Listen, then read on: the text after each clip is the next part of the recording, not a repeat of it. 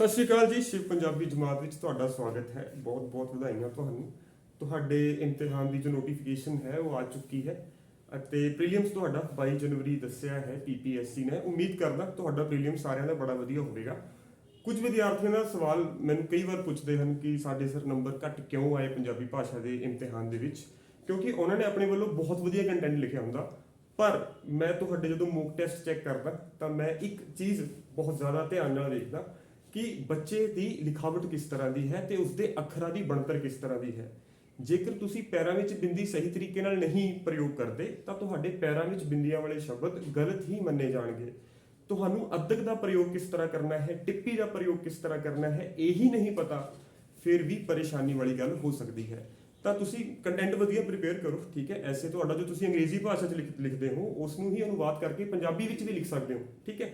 ਤਾਂ ਲੇਖ ਰਚਨਾ ਬਹੁਤ ਜ਼ਿਆਦਾ ਵੱਡਿਆ ਤੁਹਾਡੇ ਲਈ ਵਿਸ਼ਾ ਨਹੀਂ ਹੋਣਾ ਚਾਹੀਦਾ ਚਿੰਤਾ ਦਾ, ਪਰ ਜੇਕਰ ਤੁਹਾਡੀ ਲਿਖਾਵਟ ਅਤੇ ਅੱਖਰਾਂ ਦੀ ਬਣਤਰ ਇਹ ਬੁਰੀ ਹੈ ਤਾਂ ਤੁਹਾਡੇ ਬਹੁਤ ਜ਼ਿਆਦਾ ਵਧੀਆ ਅੰਕ ਨਹੀਂ ਆਉਂਦੇ ਤੇ ਤੁਹਾਨੂੰ ਬਾਅਦ ਵਿੱਚ ਲੱਗਦਾ ਹੈ ਕਿ ਮੈਂ ਆਪਣੇ ਵੱਲੋਂ ਤਾਂ ਸਾਰਾ ਕੁਝ ਠੀਕ ਕੀਤਾ ਸੀ ਪਰ ਟੀਚਰ ਨੇ ਮੈਨੂੰ ਨੰਬਰ ਵਧੀਆ ਨਹੀਂ ਦਿੱਤੇ। ਪਤਾ ਨਹੀਂ ਅਧਿਆਪਕ ਦੇ ਮਨ ਵਿੱਚ ਕੀ ਰਿਹਾ ਹੋਵੇਗਾ, ਕਿਉਂਕਿ ਪਿਛਲੇ 2019 ਦੇ ਵਿੱਚ ਜਦੋਂ ਮੈਂ ਪੜ੍ਹਾਇਆ ਸੀ ਉਸ ਵੇਲੇ ਮੇਰੇ ਕੁਝ ਵਿਦਿਆਰਥੀਆਂ ਦੇ ਜ਼ਿਆਦਾ ਵਧੀਆ ਨੰਬਰ ਨਹੀਂ ਆਏ, ਠੀਕ ਹੈ। ਪਾਸ ਤਾਂ ਹੋ ਗਏ, 55 58 ਨੰਬਰ ਆਏ ਉਹਨਾਂ ਦੇ, ਠੀਕ ਹੈ। ਉਸ 'ਚ ਸਭ ਤੋਂ ਵੱਡਾ ਕਾਰਨ ਕੀ ਸੀ? ਉਹਨਾਂ ਦੀ ਆਰਟੀਆਈ ਸ਼ੀਟਸ ਦੇਖਣ ਤੋਂ ਬਾਅਦ ਜੋ ਮੈਨੂੰ ਸਮਝ ਆਇਆ, ਮੈਂ ਪਹਿਲਾਂ ਵੀ ਉਹਨਾਂ ਨੂੰ ਬਾਰ-ਬਾਰ ਕਹਿੰਦਾ ਸੀ ਕਿ ਤੁਸੀਂ ਕਨੋੜਾ ਠੀਕ ਢੰਗ ਨਾਲ ਪ੍ਰਯੋਗ ਕਰੋ, ਪੈਰਾਂ 'ਚ ਬਿੰਦੀ ਕਿਸ ਤਰ੍ਹਾਂ ਲਿਖਣੀ ਹੈ। ਪਰ ਹੁੰਦਾ ਕੀ ਹੈ, ਪਹਿਲੇ 3-4 ਪੰਨਿਆਂ 'ਤੇ ਤਾਂ ਤੁਹਾਡੀ ਹੈਂਡ ਰਾਈਟਿੰਗ ਲਿਖਾਵਟ ਠੀਕ ਰਹਿੰਦੀ ਹੈ।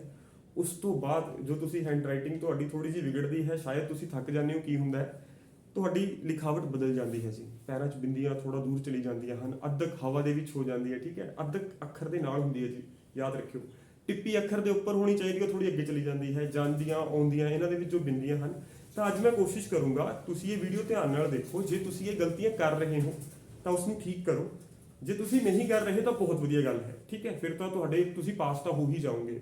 ਪਰ ਜੇਕਰ ਅੱਜ ਵਾਲੀ ਕੋਈ ਵੀ ਗਲਤੀ ਤੁਸੀਂ ਆਪਣੇ ਲਿਖਾਵਟ ਦੇ ਵਿੱਚ ਕਰ ਰਹੇ ਹੋ ਤਾਂ ਸਾਵਧਾਨ ਹੋ ਜਾਓ, ਕਿਉਂਕਿ ਜੇ ਤੁਸੀਂ ਮੇਨਸ ਦੀ ਪ੍ਰੀਖਿਆ ਦੇ ਵਿੱਚ ਜਾ ਕੇ ਉਹ ਗਲਤੀ ਕਰਕੇ ਆਏ ਤਾਂ ਤੁਹਾਨੂੰ ਜ਼ਿਆਦਾ ਵਧੀਆ ਅੰਕ ਨਹੀਂ ਪ੍ਰਾਪਤ ਹੋਣਗੇ। ਤਾਂ ਸਭ ਤੋਂ ਪਹਿਲਾਂ ਵਿਦਿਆਰਥੀਆਂ ਦਾ ਸਵਾਲ ਹੁੰਦਾ ਹੈ ਕਿ ਸਰ ਸਿਹਾਰੀ ਦਾ ਪ੍ਰਯੋਗ ਕਿਸ ਤਰ੍ਹਾਂ ਕਰਨਾ ਹੈ।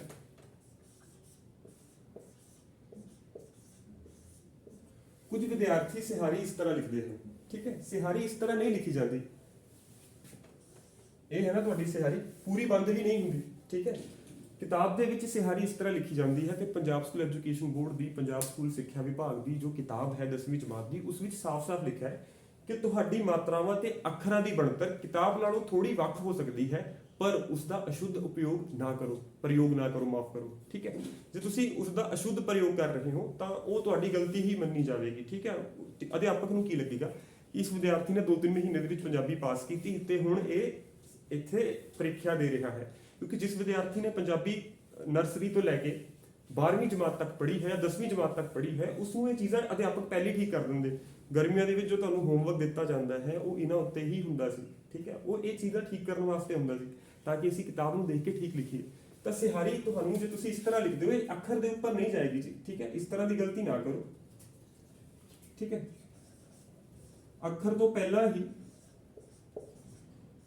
ਸਿਹਾਰੀ ਖਤਮ ਕਰਨ ਦੀ ਕੋਸ਼ਿਸ਼ ਕਰੋ ਤੇ ਅੱਖਰ ਤੋਂ ਬਾਅਦ, ਠੀਕ ਹੈ। ਉਸਦੇ ਉੱਪਰ ਨਹੀਂ ਆਣੀ ਚਾਹੀਦੀ। ਜਾਂ ਤੁਸੀਂ ਸਿਹਾਰੀ ਇਸ ਤਰ੍ਹਾਂ ਬਣਾ ਲਓ ਜਾਂ ਇਸ ਨੂੰ ਥੱਲੇ ਵੀ ਲਿਆਓ, ਕੋਈ ਚਿੰਤਾ ਨਹੀਂ ਹੈ, ਠੀਕ ਹੈ। ਇਸ ਤਰ੍ਹਾਂ ਵੀ ਬਣਾ ਸਕਦੇ ਹੋ, ਠੀਕ ਹੈ। ਇਹ ਵੀ ਬਿਲਕੁਲ ਸਟੀਕ ਸਿਹਾਰੀ ਹੈ।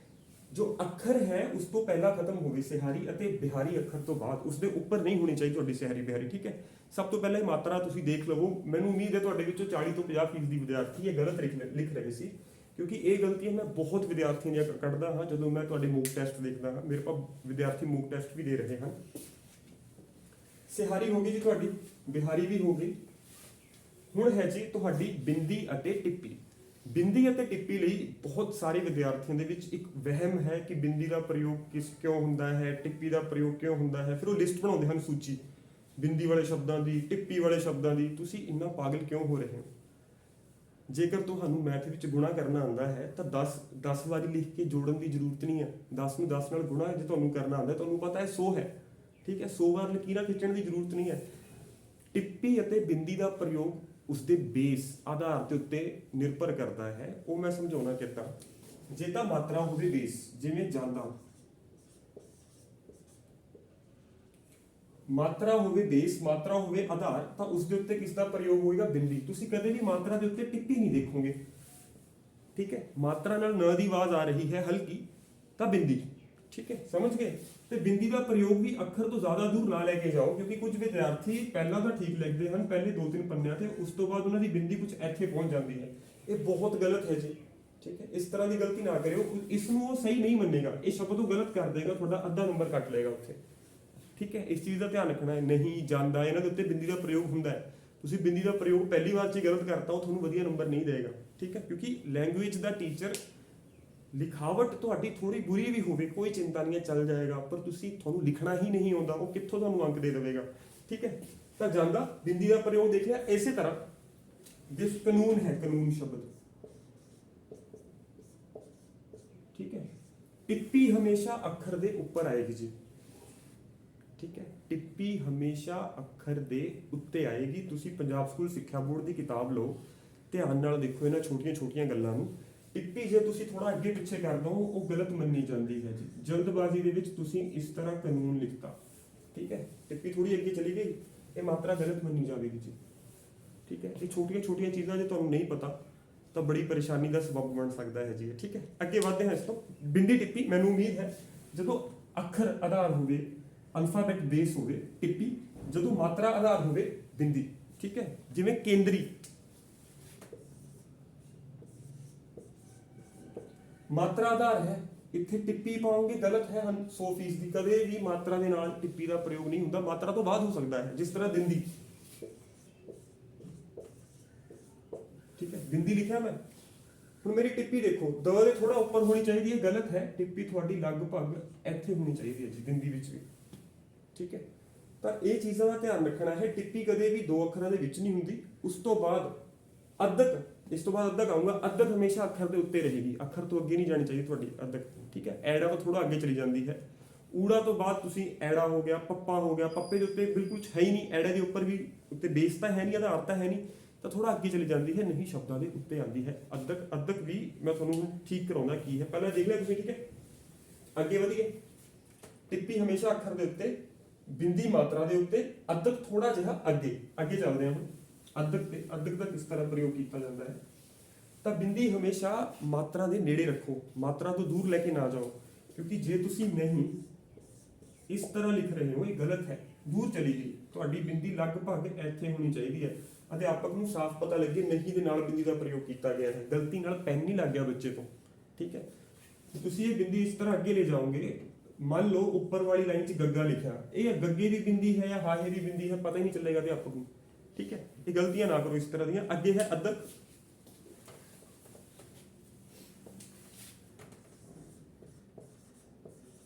ਅੱਧਕ ਦਾ ਕੀ ਅਰਥ ਹੈ ਤੁਹਾਨੂੰ ਸਮਝ ਲੈਣਾ ਚਾਹੀਦਾ ਹੈ, ਰੱਟਾ ਨਹੀਂ ਮਾਰਨਾ ਚੀਜ਼ਾਂ ਨੂੰ। ਇਹ ਤੁਸੀਂ ਲੈਕਚਰ ਜੇ ਧਿਆਨ ਨਾਲ ਸਮਝ ਗਏ ਨਾ, ਹਿੰਦੀ ਆਉਂਦੀ ਹੈ, ਪੰਜਾਬੀ ਬਹੁਤ ਸੌਖੀ ਹੈ। ਜਿਸ ਤਰ੍ਹਾਂ ਦਿੱਲੀ, ਹਿੰਦੀ ਵਿੱਚ ਦਿੱਲੀ ਇਸ ਤਰ੍ਹਾਂ ਲਿਖਿਆ ਜਾਂਦਾ ਹੈ। ਹੁਣ ਪੰਜਾਬੀ ਵਿੱਚ ਅੱਧਾ ਅੱਖਰ ਨਹੀਂ ਹੈ, ਸਿਰਫ ਪੰਜਾਬੀ ਵਿੱਚ 3 ਦੁੱਤ ਅੱਖਰ ਹਨ, ਜਿਵੇਂ ਕਿ ਰਾਰਾ, ਵਾਵਾ ਅਤੇ ਰਾਰਾ, ਵਾਵਾ, ਹਾਹਾ। ਦੁੱਤ ਅੱਖਰ ਕਹਿੰਦੇ ਹਾਂ। ਪੇਪਰ 'ਚ ਪੁੱਛ ਲਈ ਦੁੱਤ ਅੱਖਰ ਕੀ ਹੁੰਦੇ ਹਨ? ਜਿਹੜੇ ਅੱਖਰਾਂ ਨੂੰ ਦੂਜੇ ਅੱਖਰਾਂ ਦੇ ਪੈਰਾਂ ਵਿੱਚ ਪ੍ਰਯੋਗ ਕੀਤਾ ਜਾ ਸਕੇ, ਠੀਕ ਹੈ। ਅੱਧੀ ਆਵਾਜ਼ ਉਹਨਾਂ ਦੀ ਆਪਾਂ ਬਣਾ ਸਕੀਏ, ਠੀਕ ਹੈ। ਤਾਂ ਅੱਧਕ ਕੰਮ ਕਰਦੀ ਹੈ, ਤੇ ਉਸ ਤੋਂ ਇਲਾਵਾ ਪੈਰਾਂ ਵਿੱਚ ਦੁੱਤ ਅੱਖਰ ਵੀ ਹੋ ਗਏ। ਹੁਣ ਅੱਧਕ ਪੰਜਾਬੀ 'ਚ ਤਾਂ ਹੈ ਨਹੀਂ ਤੁਹਾਡੀ, ਤਾਂ ਪੰਜਾਬੀ 'ਚ ਕੀ ਬਣਾਤੀ? ਸੋਰੀ, ਅੱਧਾ ਅੱਖਰ ਤੁਹਾਡਾ, ਮਾਫ ਕਰਿਓ, ਪੰਜਾਬੀ 'ਚ ਹੈ ਨਹੀਂ ਅੱਧਾ ਅੱਖਰ, ਠੀਕ ਹੈ। ਤਾਂ ਪੰਜਾਬੀ 'ਚ ਕੀ ਇਹਨਾਂ ਨੇ ਬਣਾ ਦਿੱਤਾ?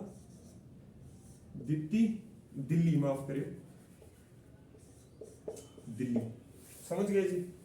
ਤਾਂ ਇਹ ਅੱਧਾ ਅੱਖਰ ਪੰਜਾਬੀ 'ਚ ਬਣ ਜਾਂਦਾ ਹੈ ਅੱਧਕ, ਸਮਝ ਗਏ। ਤੇ ਜੇ ਇਸ ਤਰ੍ਹਾਂ ਕਰੋਗੇ ਤੁਹਾਨੂੰ ਪੰਜਾਬੀ ਬਹੁਤ ਵਧੀਆ ਲੱਗੇਗੀ, ਸਮਝ ਵੀ ਆਏਗੀ। ਤੇ ਅੱਧਕ ਦੇਖੋ, ਮੈਂ ਪ੍ਰਯੋਗ ਬਿਲਕੁਲ ਨੇੜੇ ਕੀਤਾ ਹੈ। ਜੇ ਤੁਸੀਂ ਦਿੱਲੀ ਇਸ ਤਰ੍ਹਾਂ ਲਿਖੋਗੇ ਨਾ, ਇਹ ਗਲਤ ਹੈ ਜੀ, 100% ਗਲਤ ਹੈ, ਠੀਕ ਹੈ। ਅੱਧਕ ਤੁਹਾਡੀ ਦੋਨਾਂ ਅੱਖਰ ਦੇ ਵਿੱਚ ਜੋ ਜਗ੍ਹਾ ਹੈ, ਸਪੇਸ ਹੈ, ਉੱਥੇ ਹੋਣੀ ਚਾਹੀਦੀ ਹੈ, ਨਾਲੇ ਜੋ ਲਾਈਨ ਹੈ ਉਸਦੇ ਬਿਲਕੁਲ ਨਾਲ, ਠੀਕ ਹੈ। ਜੇ ਤੁਸੀਂ ਜ਼ਿਆਦਾ ਦੂਰ ਲੈ ਗਏ ਨਾ, ਅੱਧਕ ਗਲਤ ਬਣੀ ਜਾਏਗੀ, ਠੀਕ। ਜੇ ਤੁਸੀਂ ਇਹ ਗਲਤੀਆਂ ਕਰ ਰਹੇ ਹੋ ਤਾਂ ਇਸ ਨੂੰ ਠੀਕ ਕਰੋ ਜੀ। ਅੱਧਕ ਸਮਝ ਆ ਗਿਆ ਕੀ ਹੈ ਪੰਜਾਬੀ ਦੇ ਵਿੱਚ? ਆਧਾ ਲ, ਸਿਰਫ ਨੰਨਾ ਇੱਕ ਅਜਿਹਾ ਅੱਖਰ ਹੈ ਹਿੰਦੀ ਦਾ, जैसे हिंदी में गन्ना ऐसे लिखते हैं ना, ਤਾਂ ਪੰਜਾਬੀ ਚ ਗੰਨਾ ਕਿਸ ਤਰ੍ਹਾਂ ਲਿਖਦੇ ਹਾਂ, ਠੀਕ ਹੈ। ਤਾਂ ਪੰਜਾਬੀ ਵਿੱਚ ਕੀ ਹੈ, ਨੰਨੇ ਨੂੰ ਟਿੱਪੀ बनाता ਅੱਧੇ ਨੂੰ, ਬਾਕੀਆਂ ਲਈ ਸਾਰਿਆਂ ਲਈ अद्धक है, ठीक है। तो जो न की आधी आवाज आती है आपकी हिंदी में, वो पंजाबी में क्या है, टिप्पी या फिर बिंदी, वो बेस निर्धारित करेगा आपका, ठीक है। हिंदी में भी बिंदी का प्रयोग होता है नहीं के बाद, पर जे तुसी बाकी कोई भी शब्द देखो उस लिए अद्धक का प्रयोग होया है। ल आता है तो इसकी कोई टिप्पी नहीं है, ठीक है, टिप्पी सिर्फ न की आवाज ਲਈ है, ल ਲਈ अद्धक है, ठीक है।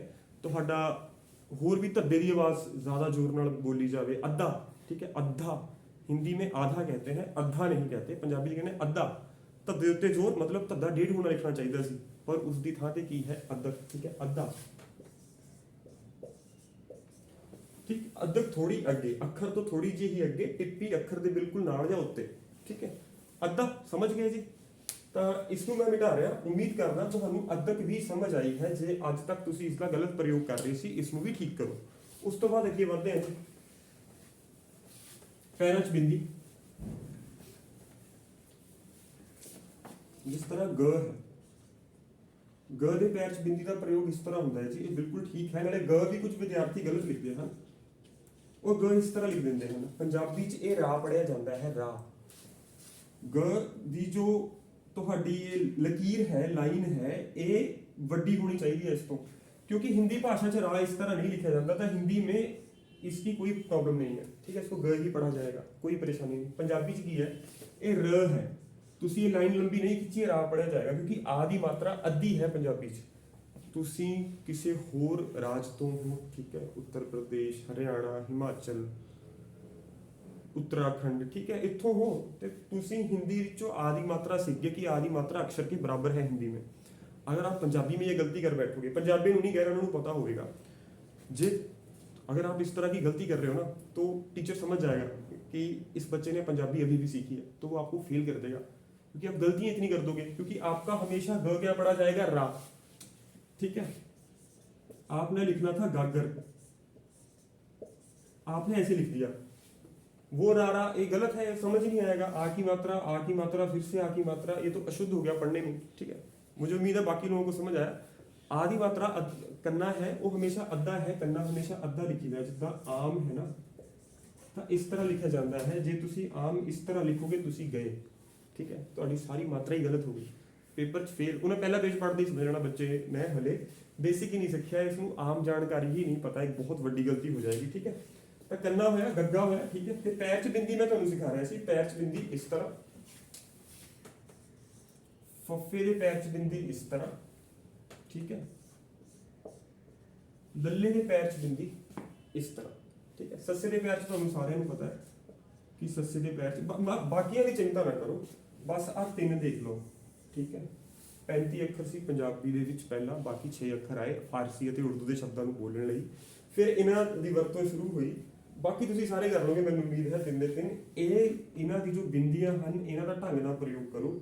ਜੇ ਤੁਹਾਡੀ ਬਿੰਦੀ ਇੱਥੇ ਹੈ, ਇਹ ਬਿਲਕੁਲ ਗਲਤ ਹੈ, ਤੁਹਾਡੀ ਬਿੰਦੀ ਇੱਥੇ ਹੈ, ਇਹ ਬਿਲਕੁਲ ਗਲਤ ਹੈ। ਗੂਗਲ ਦੇ ਉੱਤੇ ਤੁਸੀਂ ਕੀ ਦੇਖਦੇ ਹੋ, ਲੱਲੇ ਦੇ ਇੱਥੇ ਬਿੰਦੀ ਦਾ ਪ੍ਰਯੋਗ ਕਰਦਾ ਹੈ, ਤੁਸੀਂ ਕਰ ਸਕਦੇ ਹੋ, ਪਰ ਮੈਂ ਤੁਹਾਨੂੰ ਸਲਾਹ ਦਿੰਦਾ ਜੋ ਪੰਜਾਬੀ ਦੀ ਕਿਤਾਬ ਦੇ ਵਿੱਚ ਇਸ ਤਰ੍ਹਾਂ ਪ੍ਰਯੋਗ ਹੈ 10ਵੀਂ ਜਮਾਤ ਦੇ ਵਿੱਚ, ਇਸੇ ਤਰ੍ਹਾਂ ਪ੍ਰਯੋਗ ਕਰੋ ਜੀ। ਸੱਸੇ ਦੇ ਪੈਰ 'ਚ ਬਿੰਦੀ ਤੁਹਾਨੂੰ ਪਤਾ ਹੈ, ਤਾਂ ਬਿੰਦੀ ਹਮੇਸ਼ਾ ਅੱਖਰ ਦੇ ਕੋਲ ਰੱਖੋ, ਸਹੀ ਥਾਂ ਤੇ ਰੱਖੋ, ਉਹ ਸਹੀ ਮੰਨੀ ਜਾਏਗੀ। ਜੇ ਬਿੰਦੀ ਤੁਹਾਡੀ ਜ਼ਿਆਦਾ ਨੀਚੇ ਚਲੀ ਗਈ ਜਾਂ ਥੋੜੀ ਦੂਰ ਚਲੀ ਗਈ ਅੱਖਰ ਤੋਂ, ਗਲਤ ਮੰਨਿਆ ਜਾਏਗਾ। ਕਿਉਂ? ਕਿਉਂਕਿ ਜੇ ਗ ਦੀ ਬਿੰਦੀ ਇੱਥੇ ਆ ਜਾਏ ਨਾ, ਇੱਥੇ ਲਿਖਿਆ ਹੋਵੇ ਆਉਣਾ, ਤਾਂ ਇਹ ਬਿੰਦੀ ਇਸ ਦੀ ਹੈ ਜਾਂ ਇਸ ਦੀ ਹੈ, ਸਮਝ ਨਹੀਂ ਆਏਗਾ ਉਸਨੂੰ, ਠੀਕ ਹੈ। ਤਾਂ ਇਹ ਚੀਜ਼ਾਂ ਦਾ ਧਿਆਨ ਰੱਖਣਾ ਹੈ ਤੁਸੀਂ, ਬੜੇ ਹੀ ਸਾਵਧਾਨੀ ਨਾਲ ਇਹਨਾਂ ਗਲਤੀਆਂ ਨੂੰ ਤੁਸੀਂ ਠੀਕ ਕਰ ਸਕਦੇ ਹੋ 15-20 ਦਿਨ ਦੇ ਵਿੱਚ, ਜੇ ਤੁਸੀਂ ਰੋਜ਼ ਇੱਕ ਪੰਨਾ ਲਿਖਦੇ ਹੋ। 10ਵੀਂ ਜਮਾਤ ਦੀ ਜੋ ਗ੍ਰਾਮਰ ਹੈ ਨਾ, ਉਸ ਤੋਂ ਦੇਖ ਕੇ ਹੀ ਇੱਕ ਪੰਨਾ ਲਿਖਣਾ ਸ਼ੁਰੂ ਕਰ ਦਿਓ, ਤੁਹਾਨੂੰ ਛੋਟੀਆਂ-ਛੋਟੀਆਂ ਗੱਲਾਂ ਸਮਝ ਆ ਜਾਣਗੀਆਂ, ਠੀਕ ਹੈ, ਕਿ ਅਧਿਆਪਕ ਕੀ ਚਾਹੁੰਦਾ ਹੈ। ਕਿਉਂਕਿ ਤੁਹਾਡੇ ਸਿਲੇਬਸ ਦੇ ਵਿੱਚ ਪੰਜਾਬੀ ਇੱਕ ਤਰੀਕੇ ਨਾਲ ਪੂਰਾ ਕੀ ਕਹਿ ਸਕਦਾ, ਵਿਆਖਿਆ ਕਰਕੇ ਨਹੀਂ ਸਮਝਾਏਗੀ, ਉਸਨੂੰ ਪਰਿਭਾਸ਼ਿਤ ਨਹੀਂ ਕੀਤਾ ਗਿਆ ਚੰਗੀ ਤਰ੍ਹਾਂ। ਸਿਰਫ ਇੰਨਾ ਲਿਖਿਆ ਗਿਆ ਹੈ 10ਵੀਂ ਜਮਾਤ ਪੰਜਾਬ ਸਕੂਲ ਸਿੱਖਿਆ ਬੋਰਡ, ਠੀਕ ਹੈ, ਜਾਂ ਉਸ ਦੇ ਨਾਲ ਕੋਈ ਹੋਰ ਬੋਰਡ ਵੀ ਹੈ, NCERT ਹੋ ਗਿਆ ਤੁਹਾਡਾ। ਇਸ ਤੋਂ ਇਲਾਵਾ CBSE ਵਿੱਚ ਵੀ ਪੰਜਾਬੀ ਹੈ, ਤੁਸੀਂ ਉਹ ਵੀ ਕਵਿਤਾਵਾਂ ਕਰਕੇ ਜਾਓ ਧਨੀ ਰਾਮ ਚਾਤ੍ਰਿਕ ਜੀ ਦੀਆਂ, ਜਿੱਦਾਂ ਮਾਰਦਾ ਦਮਾਮੇ ਜੱਟ ਮੇਲੇ ਆ ਗਿਆ, ਠੀਕ ਹੈ। ਇਹ ਤੁਹਾਨੂੰ CBSE ਦੀ ਕਿਤਾਬ ਤੋਂ ਮਿਲ ਜਾਏਗਾ, ਤੇ ਇਹ ਪੇਪਰ ਦੇ ਵਿੱਚ ਵੀ ਆਇਆ ਤੁਹਾਡਾ ਇਮਤਿਹਾਨ ਦੇ ਵਿੱਚ। ਤੇ ਇਸ ਤਰ੍ਹਾਂ ਬਿੰਦੀਆਂ ਦਾ ਪ੍ਰਯੋਗ ਤੁਸੀਂ ਸਹੀ ਢੰਗ ਨਾਲ ਕਰੋ। ਅੰਤ ਦੇ ਵਿੱਚ ਇੱਕ ਅੱਖਰ ਹੈ ਨਾਣਾ, ਠੀਕ ਹੈ। ਨਾਣੇ ਦੇ ਵਿੱਚ ਬਹੁਤ ਵਿਦਿਆਰਥੀਆਂ ਨੂੰ ਪਰੇਸ਼ਾਨੀ ਹੁੰਦੀ ਹੈ। ਜੇ ਤੁਸੀਂ ਵੀ ਉਹਨਾਂ ਵਿੱਚੋਂ ਹੋ, ਨਾਣਾ ਤੁਸੀਂ ਇਸ ਤਰ੍ਹਾਂ ਬਣਾਓ, ਬਿਲਕੁਲ ਸਟੀਕ ਹੈ। ਕੁਝ ਵਿਦਿਆਰਥੀ ਮੈਂ ਉਸ ਤਰ੍ਹਾਂ ਨਹੀਂ ਬਣਾਉਂਦਾ, ਇਸ ਤਰ੍ਹਾਂ ਬਣਾਉਂਦੇ ਨਾਣਾ, ਇਹ ਵੀ ਬਿਲਕੁਲ ਠੀਕ ਹੈ, ਸਟੀਕ ਹੈ ਵੀ, ਠੀਕ ਹੈ। ਇਸ ਵਿੱਚ ਕੋਈ ਗਲਤੀ ਨਹੀਂ ਹੈ ਜੀ, ਤੁਸੀਂ ਇਸ ਤਰ੍ਹਾਂ ਵੀ ਬਣਾ ਸਕਦੇ ਹੋ ਨਾਣਾ। ਇਹ ਮੈਂ ਇਸ ਤਰ੍ਹਾਂ ਬਣਾਉਣਾ ਹਾਂ ਜੀ, ਤੁਸੀਂ ਇਸ ਤਰ੍ਹਾਂ ਵੀ ਬਣਾ ਸਕਦੇ ਹੋ, ਠੀਕ ਬਣਿਆ ਜਾਏਗਾ ਬਿਲਕੁਲ ਓਕੇ। ਤੇ ਇਸ ਤੋਂ ਇਲਾਵਾ ਤੁਹਾਡਾ ਕੋਈ ਸਵਾਲ ਹੋਵੇ, ਤੁਹਾਡੇ ਕਿਉਂ ਨੰਬਰ ਘੱਟ ਆਏ, ਤੁਹਾਡੇ ਆਪਣੀ ਪਿਛਲੀ ਵਾਰ ਦੀ ਜੇ ਆਨਸਰ ਸ਼ੀਟ ਹੈ, ਤੁਹਾਡੇ ਨੰਬਰ ਘੱਟ ਆਏ ਸੀ, ਤੁਸੀਂ ਮੇਰੇ ਨਾਲ ਸੰਪਰਕ ਕਰ ਸਕਦੇ ਹੋ। ਮੈਂ ਤੁਹਾਨੂੰ ਤੁਹਾਡੀਆਂ ਗਲਤੀਆਂ ਦੱਸ ਤਾਂ ਸਕਦਾ ਕਿ ਤੁਹਾਡੀ ਕੀ ਗਲਤੀ ਹੋਈ ਸੀ, ਕਿਉਂਕਿ ਇਸ ਵਾਰ ਮੇਰੇ ਕੋਲ ਬਹੁਤ ਸਾਰੇ ਵਿਦਿਆਰਥੀ ਇਸ ਤਰ੍ਹਾਂ ਦੇ ਹਨ ਜਿਨ੍ਹਾਂ ਨੇ ਪਹਿਲਾਂ ਦੂਜੇ ਰਾਜਾਂ ਦੇ ਵਿੱਚ ਵੀ ਇਮਤਿਹਾਨ ਦਿੱਤਾ ਹੈ, ਮੇਨਸ ਵੀ ਲਿਖਿਆ ਹੈ, ਤੇ ਹਿੰਦੀ ਵੀ ਮੈਂ ਦੇਖ ਲੈਣਾ। ਹਿੰਦੀ ਭਾਸ਼ਾ ਦੇ ਉੱਤੇ ਵੀ ਮੇਰਾ ਜੋ ਤੁਸੀਂ ਕਹਿ ਸਕਦੇ ਹੋ ਗਿਆਨ ਹੈ, ਉਹ ਠੀਕ ਠਾਕ ਹੈ, ਕਿ ਬੋਲ ਵੀ ਲੈਂਦਾ ਠੀਕ। ਤੇ ਤੁਸੀਂ ਜਦੋਂ ਮੈਂ ਉਹਨਾਂ ਦੀ शीट्स देखता तो गलतियां होती हैं आम, ठीक है। जैसे लावा, हाँ माफ करियो, हिंदी में आप एक ही मात्रा का प्रयोग ऐसे करते हैं, पंजाबी च लाम एवें हुंदे जी, थोड़ी जी घुमा दो कोई चिंता नहीं। पर जे तुसी पंजाबी विच भी लाम इस तरह बनाउने हो, वो गलत है। पंजाबी विच लाम इस तरह नहीं हुंदी, लावा तो लावा तुहानूं पता है ना। होड़ा इस तरह है, जे कनोड़ा बनाना है, कनोड़ा इस तरह है जी, ठीक है। आ थोड़ा घुमाया होएगा किताब दे विच, पर इस तरह भी बना सकते हो। जे तुसी होड़ा इस तरह बनाता, ठीक है, इस तरह नहीं, कुछ विद्यार्थी हाँ इस तरह 7 लिख देंगे उत्ते, 7 बहुत अंक कट्टणगे तुहाडे। ते कनोड़ा उस तो भी गलत, बस इस दे नाल एक लाइन जी खिंचती, ठीक है, कई बार 2 बार खिंच दिंदे आ। तां वो गलती ना करो। तुहाडी किताब दे विच कनोड़ा कुछ इस तरह दिखाया गया है, ठीक है, तो इस तरह भी बना सकते हो। कुछ विद्यार्थी टिप्पी ला के इस तरह करते हैं, पर यह बिल्कुल इस तरह ही होना चाहिए है, ठीक है, फिर तो गल बनेगी। जे तुसी इसनूं थोड़ा जिहा भी खराब कीता तो गलत हो जाएगा। ये करना सौखा है, तुसी इस तरह होड़ा कनोड़ा का प्रयोग कर सकते हो। उम्मीद है तुहानूं समझ आया अज दे इस वीडियो दे विच कि किहड़ियां गलतियां तुसी नहीं करनियां। ये वो गल्लां हन जिन्हां दा तुसी जेकर ध्यान नहीं रखोगे तो तुहानूं वधिया अंक प्राप्त नहीं होणगे जी, ठीक है। चाहे तुहानूं बुरा लगे, चाहे तुसी कुछ भी सोचो, पर अध्यापक इन्हां चीज़ां नूं देखदे हन, क्योंकि भाषा दा अध्यापक है, उसने MA दे विच पंजाबी पढ़ी है, शायद उसने PhD भी की होवे। तो जेकर वो तुहाडियां इस तरह दी गलतियां वेखेगा ना, वो बुरा मन्नेगा कि बच्चे नूं तां पंजाबी लिखनी ही नहीं आउंदी, ठीक है। तो अगली वीडियो दे विच मिलदे हां होर वधिया जानकारी दे नाल। असीं प्रीवियस ईयर भी सॉल्व करने दोबारा चालू कर रहे हां जी कल तो। उम्मीद है ये वीडियो तुहाडे लई फायदेमंद साबित होई होवेगी जी। शिव पंजाबी जमात वल्लों तुहाडा सारिआं दा बहुत बहुत धन्नवाद जी।